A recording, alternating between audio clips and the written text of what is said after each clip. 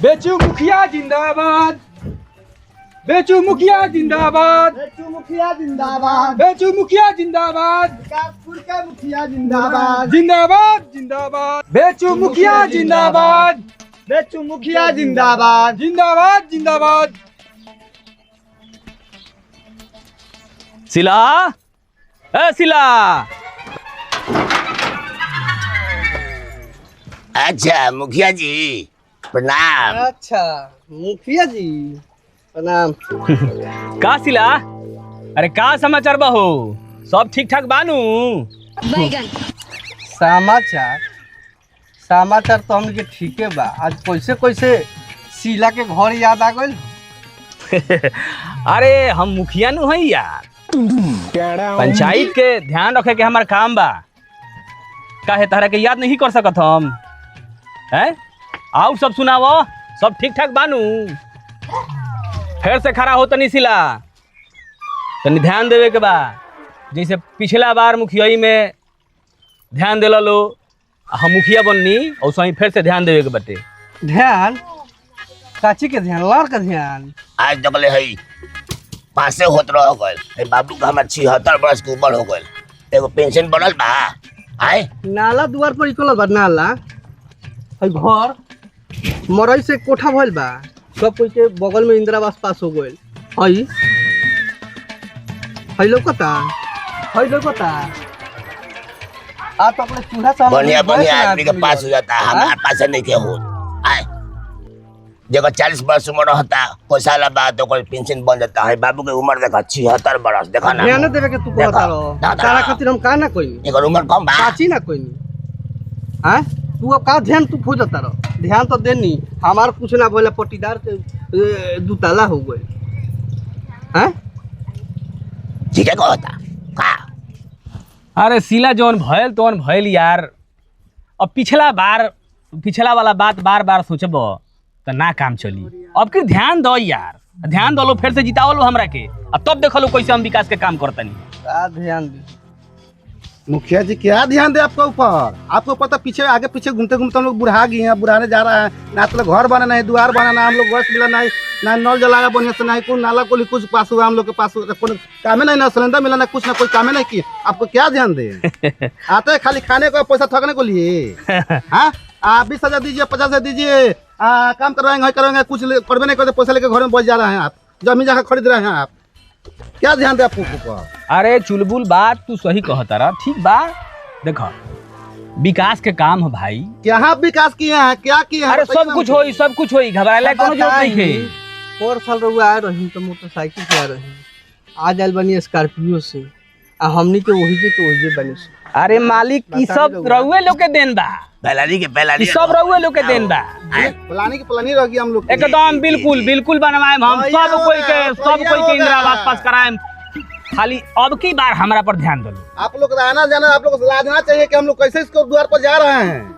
अरे मुखिया बानी हम, हमार काम बाई। आप कुछ करिए ना, झूठो खाली हमको पैसा ठगने को लिएगा। अच्छा घबरा लो मत भाई। अब हेने आओ, घबरा मत। अरे तू तो हमार भाई बारो। एकदम सब काम पानी आएगा, कब उधिया जाए, कब चल जाएगा, कहाँ जाएंगे हम लोग, कहाँ रहेंगे, जमीन जगह ना कुछ।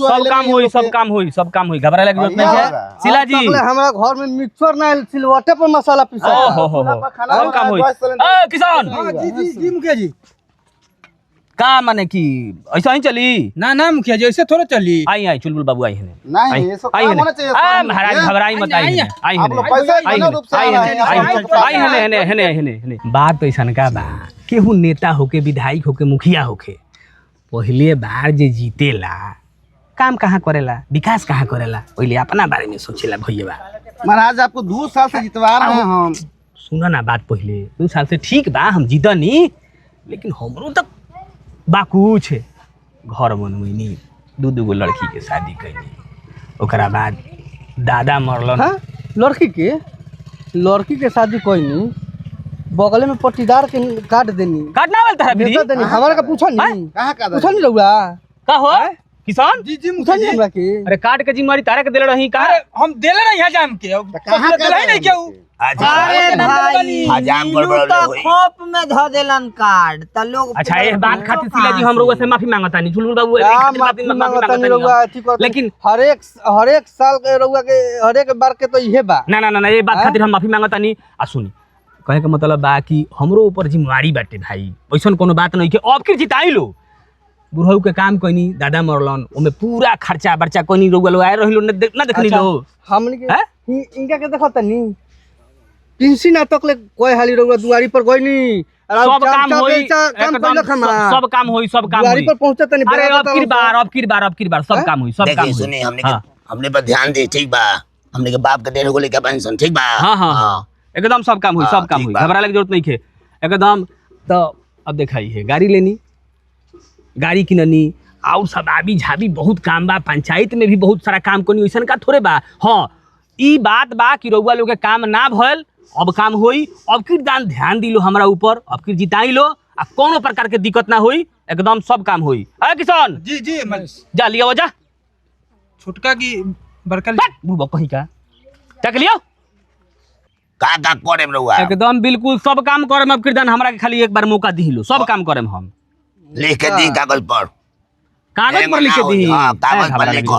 महाराज कागज पर एगो ना सब कुछ भर करम जाई। सब कुछ करम हम सब कुछ करम कोयला के बादे बुझाई किसान अरे आओ यार और घूमे जाए के बटे पूरा पंचायत घूमे के बाद धारा लोग के बताई कौना कौना पंचायत में रउआ मुर्गा खियावतनी कतना बताओ। दारू बाटतनी ओहो। पैसा बाटतनी एकदम मिली घबराई हमरा मत मालूम नहीं है का मिली हई कम ना होई तो का मिली दह दह, ए, हमनी के चुलबुल उ सब के बाबू मतलब नहीं घबराई मत हाँ? हाय हाय का घबरा हाय, यही हम हाय। हमनी कैसे जियाला बनी ना, ना, ना, ना। पानी में डूब के मरी और मिली घबराई मत घबराई मत कैसे जियाला बनी हमनी के घबराई मत घबराई मत अरे हमनी हमनी के बहुत आदम ससन है नहीं है नहीं पहले हाँ, हाँ। है नहीं भाई बताई है दहार से है सारा ये खत्म हो गइल बा टाटी हमार एकदम हैं? अखरीदान इंदिरावास पास होई और काम होई घबराले की जरूरत नहीं है है नहीं? है सब टाटी हाँ। कर के है सब हवा पानी में एकदम कुछ मिलल बा एकदम काम होई अब किसान हैं? इंदिरावास कुछ पास मिलल होई बा? आ काम होई हाँ, रोड चली खाली- चली माटी के दीवार बनी की ईटा के चली आई ए मुखिया आय, जी आय। माटी के दीवार बनी की ईटा के ईटा के हाँ, ईटा के बनी ठीक कहतनी। घबराई मत ईटा के बनी तब है ले लिया हौ सारा ए, मुखिया सिला जी बाबू। बोलत है रउरा खाली झूठो कहता नहीं सिला कि भाई बाबू, घबराई मारिया मत। अस्ती रही घबराई मत सब काम होई कहिया हाँ, होई एकदम अब ध्यान दी लो होई काम बुढ़ा जाम ओकरा हाँ, चाल हो जाम ठीक बा, ठीक तो बा। ज्यादा मारल जाओ मुखिया जी जिंदाबाद हाँ मुखिया जी जिंदाबाद मुखिया जी जिंदाबाद मुखिया जी हाँ। जिंदाबाद मैं आज खुश भलू मैं आज खुश बनू आज खुश बा बनी तब खुश बनी एकदम बनी, एकदम बनी। जिंदाबाद हाँ, जिंदाबाद एकदम ठीक बात जिंदाबाद चले के है किशन जी चले के